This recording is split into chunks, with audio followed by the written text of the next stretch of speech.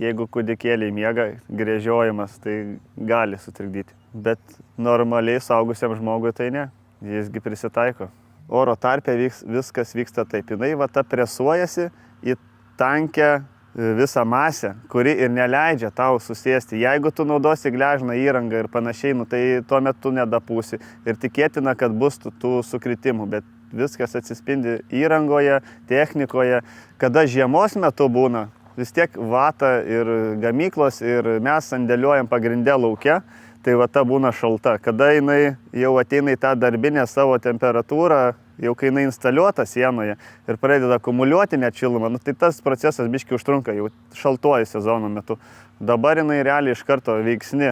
Netgi kokį rudenį pučiant, pas močiutę kokią, tai būna pasikalbi, taip žinai, nuo širdies, tai jinai iš karto kambarį pajaučia, pusę namo padarėjai, jau jinai atbėga, termostatas išsijungia, jau viskas pečius jau žodžių taupimo režime. Tai efektyvumas iš karto pasijaučia. Plius garantiją duodam termovizorium pasitikrinti, tai žmonės dėl to ramus. Ekotroba tai nuo 2017 metų. Bet asmeniškai tai nuo 2011 berods, iki tol turėjau patirties, o kada reikėjo įti į eterį, tai Ekotroba atsirado. Kaip brandas, ne kaip Erikas, o kaip Ekotroba. Bet dar dantis neišbirėjo, žinai, ten kažkas, kaip sako, nuo tam tikrų cheminių dalykų, tai iš dalies teisybės yra, kad ekologiška.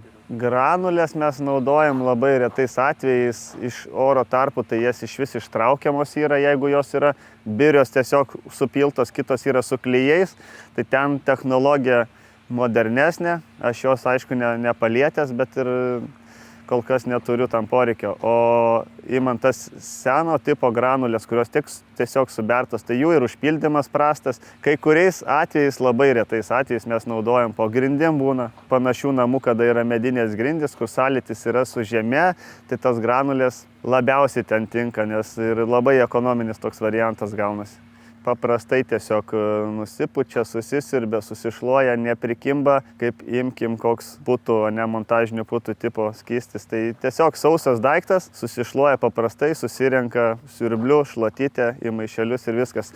Nes vis tiek, aišku, tų dulkėjimo tu neišvengsi, žinai, tam darbo procese vienaip ar kitaip, bet išvalyti yra ypatingai lengva, nepažeidžia jokių paviršių. Stiklai, langai, nieks nepasižeidžia.